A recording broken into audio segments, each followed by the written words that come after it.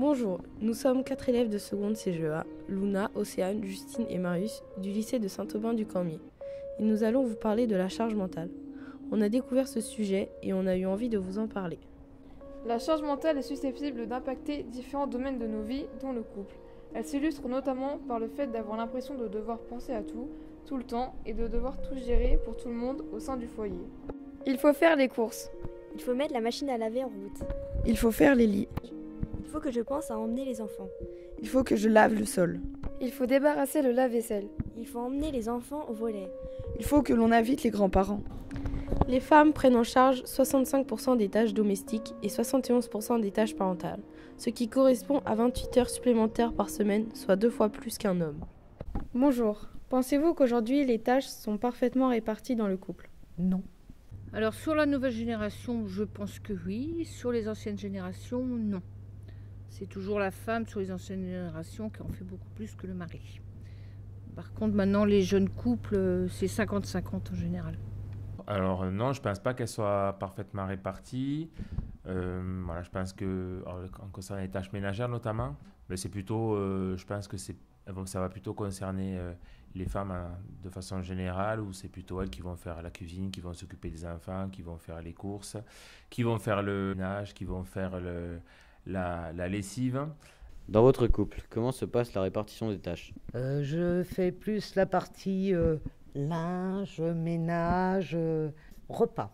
Mon mari fait le reste, c'est-à-dire la vaisselle, changement le ménage aussi. On répartit quand même. Alors moi, à la maison, je ne veux pas qu'on vienne dans ma cuisine, je ne veux pas qu'on touche à mon ménage, c'est moi qui fais tout. Mon mari, il va débarrasser la table ou mettre dans la vaisselle, mais point barre, je ne veux pas qu'il fasse autre chose. Ce que je ne comprends pas trop des fois, c'est justement pourquoi il y a des tâches qui sont réservées plutôt aux femmes, pourquoi des tâches sont réservées aux hommes. Voilà. Je pense que les hommes ont 2 bras, 2 jambes, donc ils peuvent faire la vaisselle, ils peuvent faire la lessive, et inversement, il y a des tâches que font les hommes, comme par exemple, je pense à ça, mais faire cuire la viande au barbecue. Voilà, pourquoi faire cuire la viande au barbecue, ça serait une tâche d'homme, et faire cuire la viande, par exemple, au four, ça serait une tâche de femme. Donc voilà, je trouve qu'il y a des choses qui sont faites un peu par habitude et de façon culturelle, et qui ne sont pas très logiques, et pour lesquelles je ne vois pas trop d'explications. Est-ce que vous trouvez cette répartition juste ? Non. Dans mon couple, oui et non, parce que c'est moi qui le veux. Et dans les couples modernes, oui, c'est bien, 50-50. C'est l'entraide. La femme prend en charge 71% des tâches parentales. Qu'en pensez-vous ? C'est exact. Elle s'occupe des enfants, du travail, du ménage et des repas. Je pense que c'est exact, parce que s'occuper des enfants, faire le ménage, faire la cuisine, emmener les enfants au médecin ou au sport ou à l'école, les activités différentes qu'ils peuvent avoir. Pourquoi y a-t-il plus de femmes que d'hommes au foyer ? Parce qu'à une époque, les femmes, dans le temps, on va dire, dans l'ancien temps, étaient plus au foyer. C'était l'homme qui travaillait, la femme n'avait pas le droit de travailler. Ne travaillait pas. Elle travaillait dans le jardin, mais elle s'occupait beaucoup des enfants et des tâches de la maison. Quels sont les symptômes de la charge mentale selon vous ?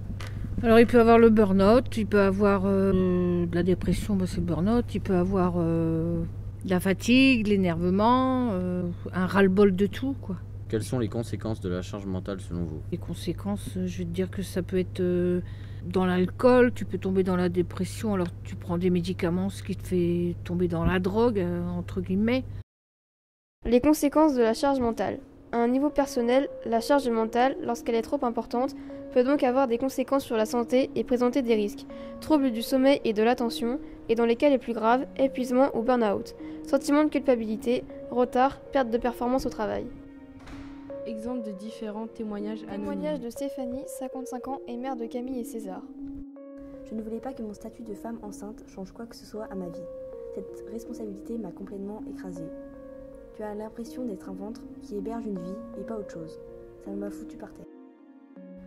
Témoignage de Sophia, 27 ans, et mère de Tommy.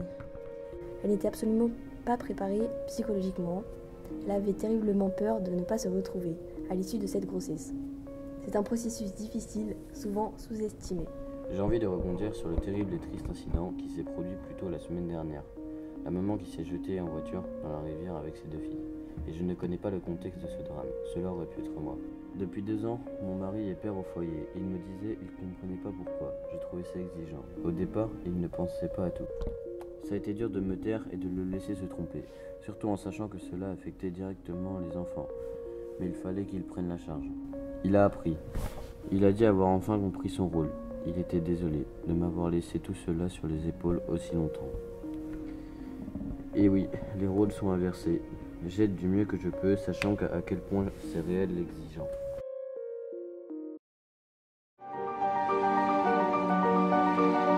Ce podcast a été réalisé entre janvier et avril 2023 avec les élèves de seconde du lycée agricole public de Saint-Aubin-du-Cormier. Ce projet s'inscrit dans le cadre de l'EIE sur l'égalité femmes-hommes, financé par la région Bretagne. Il a été encadré par Pauline Jallet, professeure de français, Émilie Canton, professeure documentaliste, et Caroline Alaoui, comédienne et autrice de la compagnie Les Combats Ordinaires.